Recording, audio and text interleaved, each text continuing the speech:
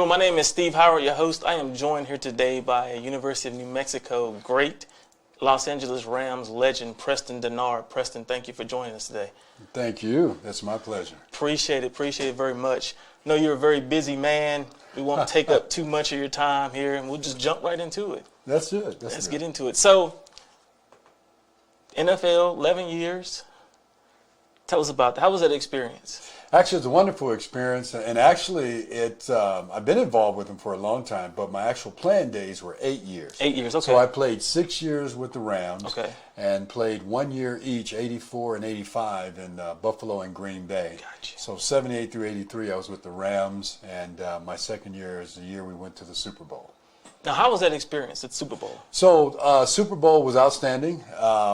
You know, there's so many storylines tied to around Super Bowl time, but I remember the night before the game, and obviously it was January 20th, 1980, against the Pittsburgh Steelers, and they were going after their 4th championship, and of course it's my first time even in a Super Bowl. Yeah.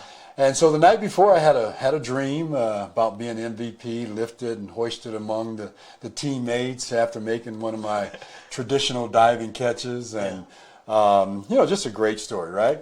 And wake up and I said, well, that thing didn't end that way. But I do like to tell folks, we beat those Steelers for 3.5 quarters. They just came back and beat us in the last half of the 4th quarter. Gotcha. So we're gonna peel back the onion just a little bit here, because you know, one of the things that we do is try to educate student athletes. Yes. Not only on how to get to college, but also how to be a pro. Yes. And so everybody's want to know, what was the first thing that you spent that NFL paycheck on? That's a real nice story.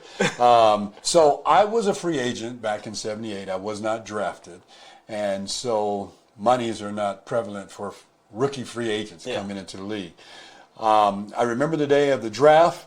The 2 days went by, and there were 12 rounds back in 1978.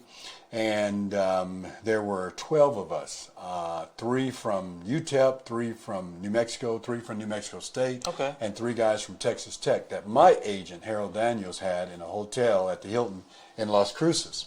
And everybody got drafted out of that room except the 3 New Mexico Lobos, and I'm one of them.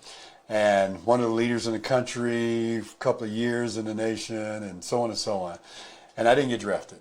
And thought I was going to get drafted 5th round, I was told. Didn't happen. As soon as the last pick came, I got up and I walked outside and started contemplating what I was going to do. And the only thing I had to fall back on was a degree and to go coach high school ball. That was my thoughts back then. I get back to the hotel, and my agent tells me as I walked into the suite, you've had 8 teams call. We're going to L.A. to sign a contract. Okay. And we did. We got on the plane the next morning.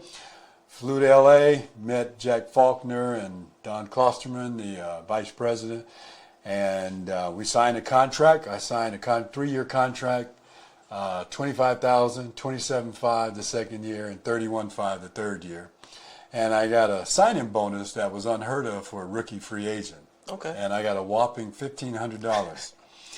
I go back to New Mexico in spring of '78 after that. I took $1,500. I put $500 in the bank. I sent $500 to my mom and dad, and I took $500 and I started my album collection that I still have today. Okay, nice. That was my investment, and they all were good investments. So, what did you study? You mentioned college. So, what did you study in college? Well, I studied, actually a minor was English, and I studied broadcast journalism. Okay. And I was a writer, so I took a lot of writing courses, English courses, and all of a sudden broadcasting started coming about because, you know, I had the voice, I had the demeanor for it, and so on. So that's what I did. Then I did extended education at Columbia School of Broadcasting when I got to Los Angeles or California. And so that's what my educational and degree work is in. While you were playing? While I was playing. Nice. So were you the first in your family to go to college? I was the first in my family to go to college. And that's a unique story, too, because my dad, in high school, I was a 4-sport athlete and dabbled in a 5th. But my dad, old military guy, Georgia boy, pop-eyed forearms, old military disciplinarian, right? And so my dad graduated from high school. My mom didn't graduate from high school.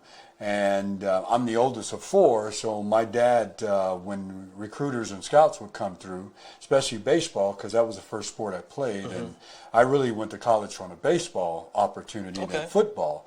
A lot of people don't know that. And back in 74, my senior year, 73, 72, sophomore through my senior year in high school in Arizona, I led the nation, or at the Southwest in batting, and I was a pretty decent baseball player.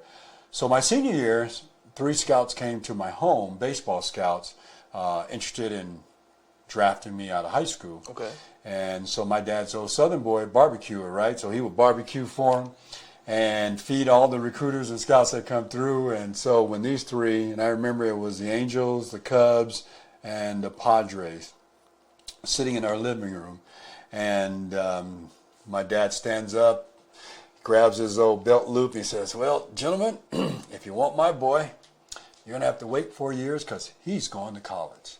And it was a huge thing for my dad. Yeah. And I'm writing a book right now that's highlighting a lot of this journey and why things happen and why they're so important and motivation of young people and so on. And so I capture those kind of moments in it. But that's how my college career started, by going to school, playing baseball. And how I didn't get to play baseball at all in college is another story. So what are some of your greatest memories playing in the NFL? Oh, every one of them. I mean, everything. I remember so much from the game. I remember, I'm a motivational speaker by design. And a lot of my topics came from real life scenarios. So one of my speeches, Invest in Yourself, came from something that I decided when I was a rookie. And I played a rookie year, and I realized, I got to put more work into this thing being a pro. And so I said, this offseason, I'm going to work toward my second year. I'm going to invest a whole lot more of discipline and work ethic and so on and so on. I'm going to improve on this. So I didn't see a lot of people investing in themselves. The other thing was, when I also was a rookie, I never seen anybody do anything truly to separate themselves. So I came up with another talk called Separate Yourself. Okay. And it's all about make yourself recognizable, put yourself in the forefront, separate yourself from the mediocre, separate yourself from those who are not driven, if you certainly desire, and those kind of things. And that's what I do when I do a lot of motivational speaking, challenging kids and youth and young adults to accomplish their dreams. But if you're being hindered or being held back, then separate yourself from that force that's keeping you from accomplishing all that you desire. And so that's what my writings and speaking and my journey in the NFL, there's so many different plots and settings that you can walk away with those kind of influences. So, what do I remember? Everything. I remember the Super Bowl drive. I remember my rookie year being cut and them coming back to me, asking me to hang around when I had the opportunity to go elsewhere. And I just like when my agent told me, we're going to LA to sign a contract. Okay. Well, when I got cut and they asked me to stay, we had to make a decision. Yeah. And my agent said, yeah, we're going to stay. I said, okay. So I should probably do a book that says, okay. But I just, young kid, don't know any better, Yeah. And so it ended up being something that the reason that the book is important is I'm able to capture so many conversations, my relationships with some of the other pros, my relationships with other teams and players and coaches, and the reflection of after the game and how some of my friends and former teammates who went elsewhere, and maybe I played against, and guys who are friends from other teams that I ended up having friendships, and how they would tell me about, because one of my big questions was, hey, Steve, tell me what was your team thoughts about me? How did you guys game plan against me? And they would tell me what their the Game Time book was all about, their playbook and the scouting reports and all that. And they were very funny stuff. I remember Tampa Bay back in the day, good friend of mine, Ivory Sully, told me, he says, yeah, Preston, my coach used to say, you got to watch Dennard. He's got those popcorn moves. I'm like, popcorn moves? What is that? And so how they describe your game was very intriguing. So I've got a lot of those memories. I've got the stories that guys will tell, the locker room stories. Yeah. I've got all the jokes they told. And then I've got the stories that are not to be told. But it was full of excitement. And I just say this, Steve. I remember a movie called North Dallas 40, my NFL career. That movie had nothing on my NFL career. I've seen things that are truly, truly amazing, and how people thought and what they thought of athletes, and how they sort of tried to cater to them or take advantage of. I mean, I've seen it all, the worst part of the career and the most beautiful part, and how people try to take advantage of your personality and your persona. I remember the FBI and NFL security coming to me once early in my career. Somebody had taken advantage of my persona and acted as if they were me, and they were able to rent a yacht and able to go to Marina Del Rey and lease out a suite at a hotel on the beach and limos, and I'm like, are you kidding? I can't even get that, and I am him, you know. So it's amazing, these things that people don't know that goes on. I lived it, and it's amazing. Wow. It is amazing. Wow. So, with the way NFL salaries are today, and you talked about your salary when you came in the league, like, what are your thoughts on the salary the way they are now? Oh, well, I mean, I have plenty of thoughts about it, but nothing that I would say, oh, these guys don't deserve it, because that's where the game is. It's grown to that. That's what we sacrificed. All athletes who have stepped onto a court or a diamond or a field or whatever it is, soccer field, and they've set the journey for young athletes to come up, and we bettered the game for them. That's the reason that sport entities, the players, they strike for better benefits. They strike for improving the whole platform for an athlete. Definitely. And that's across all sports. And so that's the sacrifice they make when they do these things to make it better for the guys today to enjoy it. My only frustration is the current players have no idea what that sacrifice is like. Yeah. They have no idea what we had to give up in order for them to benefit from the high dollars that they realize. And they're no greater or better athletes than we were. We played the game at a high level because that level at the time was what was required to be a pro athlete. Yes. Has it changed much? I don't believe it's changed much. I think truly the components of the actual play of the game has changed. So that's schemes, that's the ability to try to outcoach using new schemes and tools and video equipment that you can isolate stuff a little bit more in detail. Those are the things that have changed. But to grab a heart, put a body in a jersey, and tell them to go out there and play the game, they play it no better than the way we did it. And so I respect the guys that played before me, and I went on strike to help better their benefits. The guys after us did the very same thing. And we are realizing that as former players, but the game itself, I may not appreciate how athletes approach their play because I'm not your typical game watcher. I'm that coach, I'm that former athlete, I'm that trainer, and I'm critical.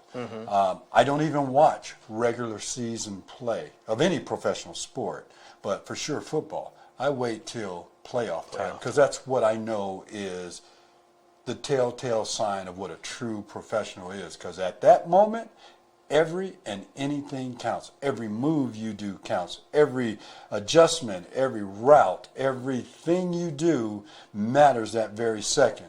You drop a ball, that could be critical. You fumble the ball, that could be critical. So that's my whole thought. Okay, good deal. Now, let me ask this question. And everybody always asks this question of players who played in a different era. with the way teams pass the ball now. Oh yeah. How do you think? How gaudy you think your numbers would be compared? No, to they'd be exactly what the numbers are today. I'll give you an example. If I caught 5 balls, that's like somebody catching 10 balls in a game today. If I caught 3 balls, that's an average day. Yeah. And because they were usually 5 yards in a cloud of dust, running backs, 2 backs in the backfield. So you didn't have the many receivers. You didn't have the schemes. And we threw the ball. But yes, those numbers would be very equal to what they have today.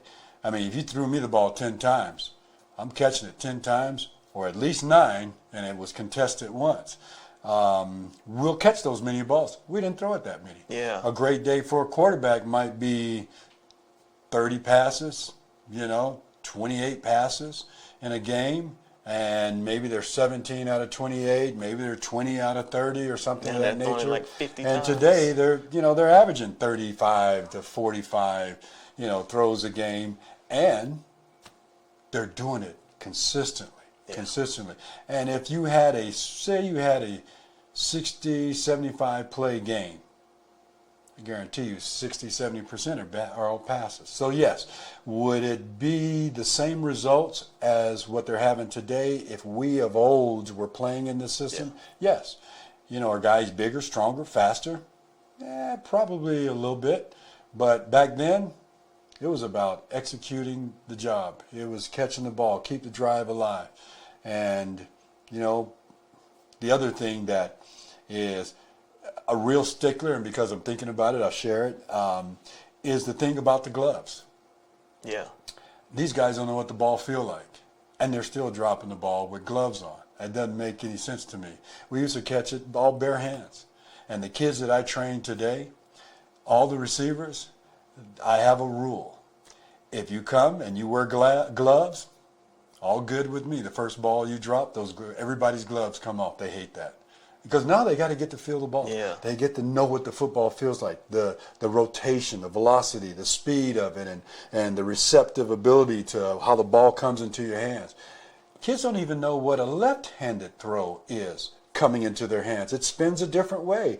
And so those are the natural components that better the athletes.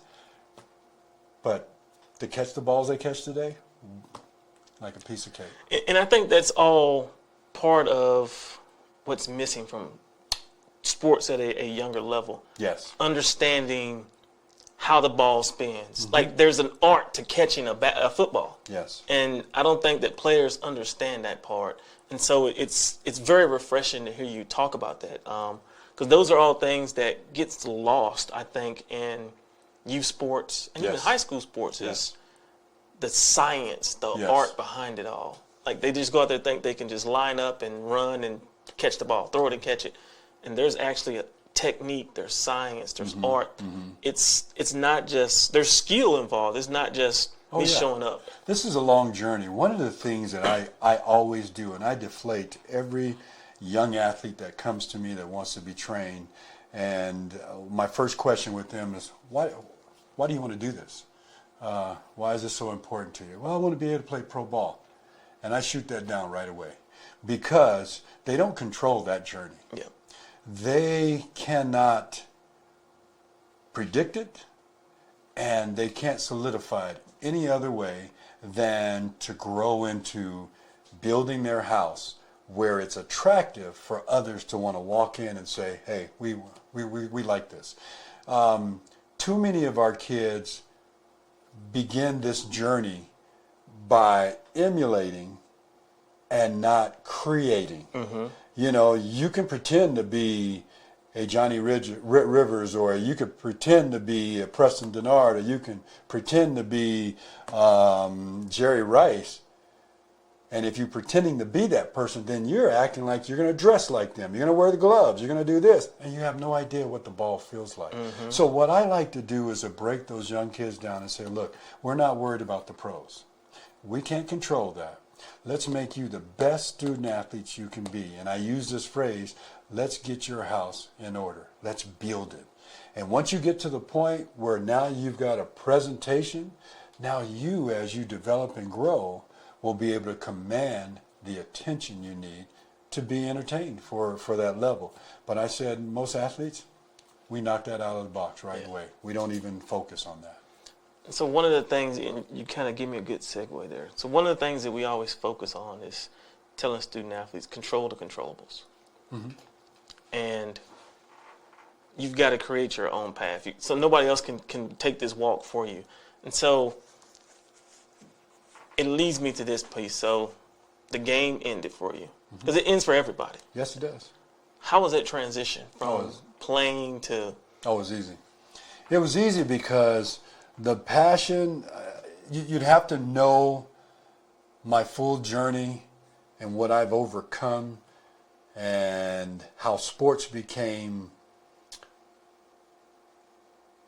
I guess I'll just tell you. that works.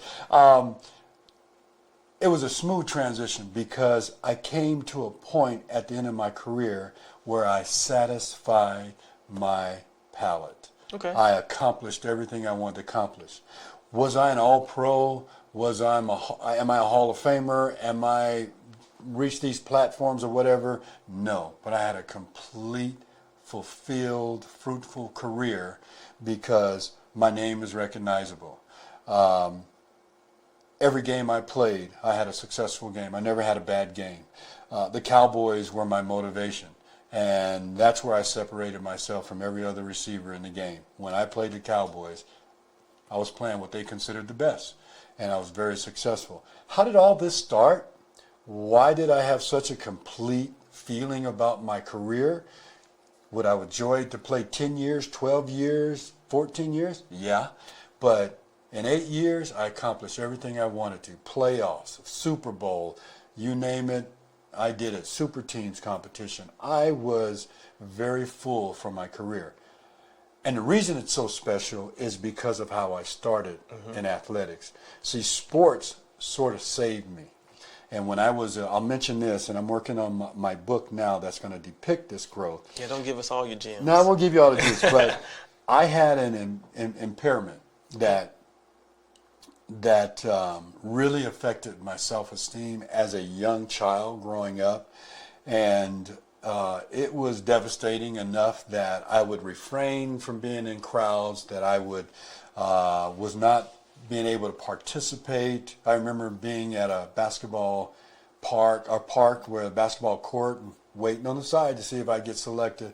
And because of this impairment that I had, I used to get teased a lot, and they didn't take me serious, so I wouldn't get picked and all that. Until one day, and my dad would beg me to, hey, come watch this game, come do this, come do this. And one day, I decided to watch a game. It happened to be the Cowboys and the Rams, on a black and white TV. Might have been 68, 69, And it was interesting. And my dad said, would you like to play that? And I don't know. And but the first sport I did play was baseball, and I played up in age, and I was really good, but I didn't have to say anything. Yeah. And then the last part of this is I played football, and I walked into an arena, which was youth football, and in Arizona they call it Pop Warner. So I played for the Salvation Army Youth Center football program called the Sons, Salvation Army Sons, and it was an 8th grade team. Walked out there. All the other kids were like veterans. They've been playing 4 or 5 years. They talked the talk. They knew what they were saying. I didn't have a clue. And I walked out there very quiet, and I ended up progressing after a few days. So much so I had to come around, and they tried me out at quarterback. And all of a sudden, I was born again. And my impediment was I stuttered horribly. Okay. I could not speak well. I could not talk. I could not form words, and always out of breath. And I used to get teased a lot. But the moment I stepped in under the center and I started barking out signals, because what's that quarterback got to do? He's got to open his mouth. The smoothest delivery of everything. But the moment I walked off the field, I lose it. I didn't have the confidence. And so I was comfortable on the field. I was comfortable on the court. I was comfortable on the diamond. I was comfortable in sports. Yeah. And sports saved my life in regards to that, because it gave me a self-esteem. It gave me the ability to go try, and it gave me what I represent with young people today. And so that's what my book's focusing on. Okay. And it's called A Walk in My Shoes. And, of course, I address a lot of stuff, even outside of sports. But that's the benefit and the joy of sports. And why was my career so fruitful? It was because I overcame that early on. Sports gave me a livelihood. It gave me a name recognition out in this country. And it gave me the ability to turn into a motivational speaker. When I tell my story, people don't believe it. Yeah. Because I can talk all day. Well, you do sell yourself short a little bit. Okay. President of the Rams Legends. Oh, well, actually, so the Legends community is an NFL national umbrella for each and every team to recognize and benefit their former players. So with the Rams have their Rams Legends, and so you get selected, invited, or inducted or whatever into it. And all of a sudden, I was recognized at a game, okay, which happened to be a Raiders game versus, I think 2 years ago, a Raiders game versus the Rams. But this was in the Coliseum before they moved in SoFi Stadium. And they did a presentation on the big boards and showed some video highlights, and then they said, hey, please recognize our own legend, Preston Dennard, who's now an official member. So fans and going around the stands. And so we all know the Raiders gorilla, right? Yeah. And so I'm walking around the stands, shaking hands and visiting with everybody. Great recognition. And so I get to the gorilla, and all of a sudden he comes down to the edge. He says, Preston, and I'm on the field, and I shake. He says, I want your autograph. And I looked. I said, are you serious? He said, yeah, you're one of my favorite receivers. And I can't believe it. This is the Raiders mascot, right? And so I go over, we take a picture together, I sign the autograph, he gives me his card. I mean, it was a really cool deal. And I've come to learn since then that nobody knows who he is. He keeps that quiet. Yeah. Mm-hmm. And I finally recently just found out who he was. All those jokers keep it quiet. And I can't share. I promised I wouldn't share. But that was the beauty of coming full circle, being recognized by your team, them bringing you back into the fold, presenting you to the crowd and the public, and just a warm welcome. You know, I'm so removed. My last year in the game was 85, and to have the fans still recognize, what I contribute to the game, and running into people today that, like the phone call we shared earlier today, the gentleman in Houston who was a big fan, who followed my career. Here's what that tells me. It tells me I did something right in the game. It told me I played the game the way people can appreciate athletes that play.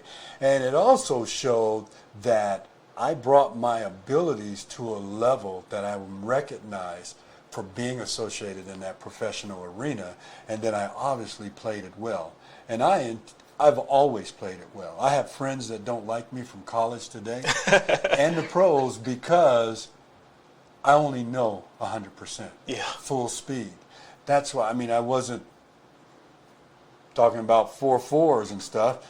Fastest I ever ran was a 4.58, and that was in college.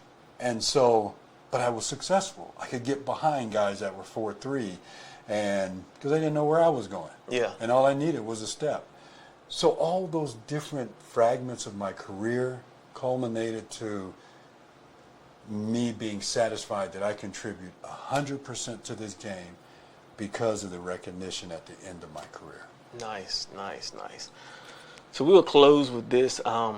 Is there any advice that you might have for an aspiring high school, college player looking to matriculate up and play at the next level? Invest in yourself. It's one thing to emulate and imitate and act like, but find your own identity. Find out what you like. You may want to be a wide receiver. Coach may see something totally different in you. Develop your house. Become the best student athlete you can be. And when I say student athlete, I'm talking to the young ones. I'm talking to the high schoolers, the elementary, the middle schoolers, even the college kids. Get your house in order. Your house is your body. That's your main house. And it has components, different levels. You have intelligence. make yourself as smart as you can, because a smart athlete is a better athlete. Yeah. There might be a lot of brute and brawn and the development of someone's physique to an ultimate level where you can perform, but if there's no intelligence to balance that out, you don't know how to use that brute and brawn. All you think is, I'm going to run through a wall and that should do it. Well, sometimes it doesn't take running through a wall. Sometimes it takes, I think I'll go through that door, get to the other side before they even know I'm here. I use that analogy to say, the smarter you are, the more prepared you're going to be, because you and I identified this. One day you're going to have to put those shoes up. Yep. You're going to put away the pads. You're going to have to put that basketball in the locker and leave it. You're going to have to take that baseball and the glove and put it on the shelf. And then you're going to have to live the rest of your life. How happy can you duplicate your athletic career and your exploits with the peace of having knowledge and wisdom and the ability to do something else just as fruitful? Yep. And so being a complete student athlete is all about being the best athlete, building your house. And if you can make everything complete and develop yourselves, you'll be a better person for it. And then we know athletics. There's so many lessons to learn from athletics. Definitely is. And if we are a student of the game and take those learned implementations into real life, you'll know how to get your butt beat and get up off the ground. You'll know how to have a tough day and come back and compete tomorrow. You know when somebody tells you no, that you keep moving forward and eventually somebody's going to say yes. Or if your house is not in order, you know how to go back and get it together to make a better presentation. All that is, and studying your opponent. Who's going in for that job interview? Well, study who's going in. Why did they select whomever for that position? Why is it they don't think you're qualified? Why is it you went to college and you decided to just skim through because you didn't have a vision about life beyond where you are? These are the things that I tell young kids. This is what I tell them. And then the end of that talk is the reality of why?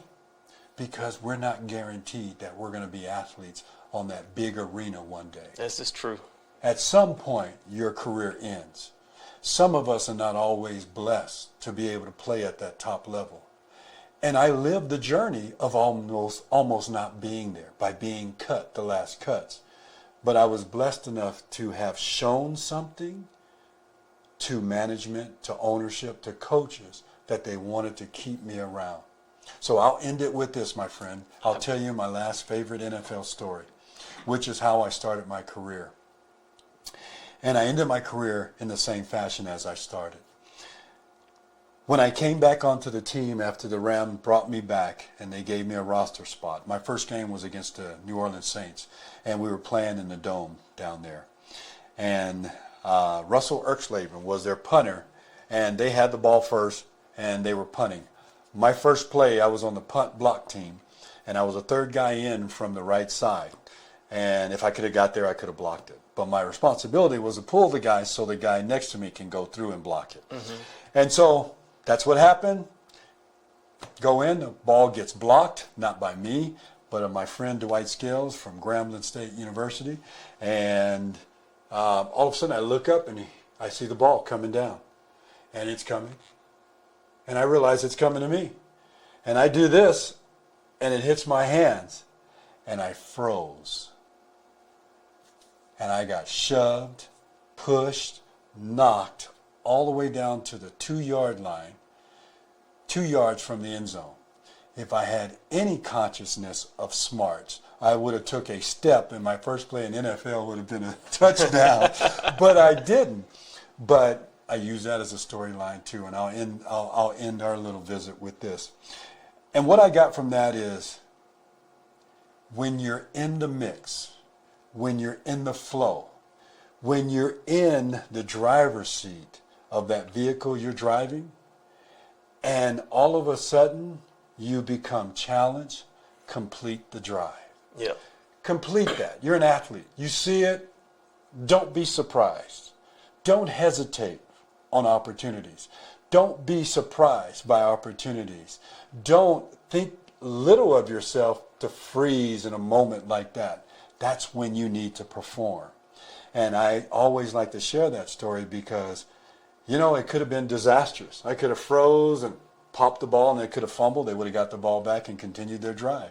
But because I had the familiarity of catching a ball, at least holding on to it, but still getting shoved and pushed, it let me know I have another opportunity to complete that journey. And that's what I like to share with you. Nice. Well, thank you, Preston, for joining us today. I'd be remiss if I didn't say thank you to Johnny Rivers and SportsX for allowing us to use the conference room to do this interview today. So thank you guys. But thank you guys for watching, tuning in. Preston Dennard, thank you, sir. You're welcome. Thank you. Be blessed.